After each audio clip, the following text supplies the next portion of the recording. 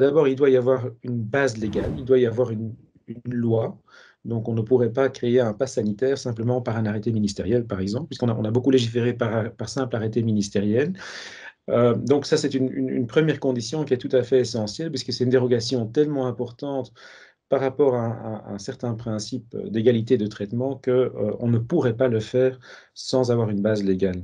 La deuxième condition, c'est que il faut nécessairement que ce traitement différencié, que la mesure qui instaure le traitement différencié est un objectif légitime.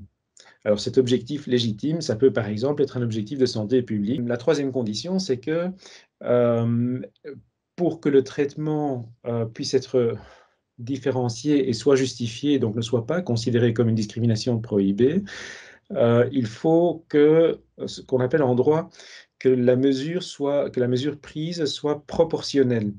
Alors la proportionnalité, c'est quoi? C'est le fait qu'elle soit nécessaire à atteindre l'objectif, qu'on ne peut pas donc, en d'autres mots, atteindre cet objectif par une autre mesure qui porterait moins atteinte aux libertés fondamentales que celles qu'on envisage d'adopter. Dans le cas où il y a un recours devant les juridictions de l'ordre judiciaire, et notamment en référé, ben, ça sera au juge de déterminer, un, si l'objectif est légitime, et deux, si la mesure était vraiment nécessaire pour atteindre cet objectif, et s'il n'y avait pas moyen d'avoir une mesure qui constituerait une entorse moins importante, qui créerait une entorse moins importante aux libertés fondamentales.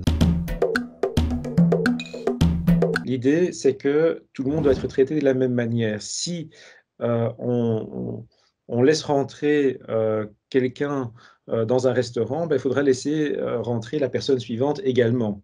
On ne pourrait pas dire, ah non, je ne vous accepte pas sur la base d'un certain nombre de critères. Donc, on ne pourrait pas dire, ben, je refuse de vous laisser rentrer dans mon restaurant parce que vous êtes noir, parce que vous êtes une femme, parce que vous êtes malade. Voilà, ça c'est l'état. Il y a donc un certain nombre de critères dans la loi sur la base desquels on ne peut pas faire un traitement différencié, on doit traiter tout le monde de la même manière, traitement égal. Ça, c'est le principe. Si on ne traite pas les gens de manière égale, alors il y a une discrimination. Et donc, là où interviennent alors ces conditions que j'évoquais un instant, c'est qu'il y a tout de même des exceptions à la règle, c'est-à-dire des situations dans lesquelles on peut traiter des personnes de manière différente. Pourquoi? Parce qu'il y a un objectif légitime et parce que la mesure qui engendre le traitement différent, tout simplement, est proportionnelle, donc est nécessaire pour atteindre l'objectif légitime.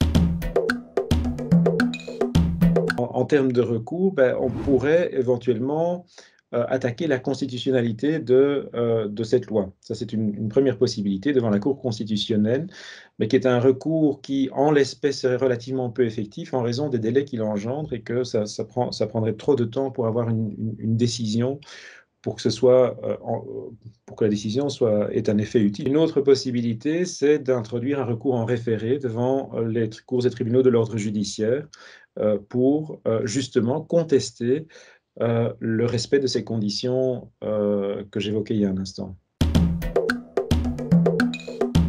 Tout ce qu'il faut en réalité pour avoir cet accord de coopération, c'est un accord politique en réalité. Si on a l'accord politique des majorités concernées, alors ça peut se faire relativement vite, puisque précisément le débat parlementaire sera finalement un débat tout à fait simplifié, dans lequel notamment le Parlement n'aura par exemple pas, comme il peut le faire d'habitude, il n'aura pas la possibilité de déposer des amendements, par exemple, pour modifier le texte de l'accord de coopération. Ça sera ou bien on donne le feu vert, ou bien on ne donne pas. Ici, un accord de la majorité ou des majorités concernées, alors effectivement, ça peut se faire de manière assez simple et assez vite.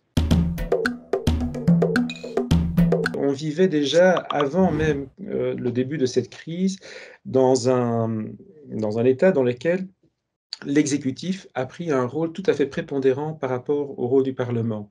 Et en réalité, en règle générale, dès que l'exécutif décide de quelque chose, si l'exécutif arrive à se mettre d'accord, si en d'autres mots, il y a un accord de la majorité politique, il y a relativement peu de débats au Parlement et on fait passer toute une série de choses, même très vite. On essaie de les faire passer le plus vite possible au Parlement pour qu'il n'y ait pas trop de discussions, de débats qui pourraient ralentir éventuellement l'adoption. Mais c'est en tout cas une certaine forme de dérive qui a déjà été constatée depuis un certain temps, bien avant même cette crise, mais qui a été euh, qui évidemment a été beaucoup plus mise en évidence à l'occasion de cette crise.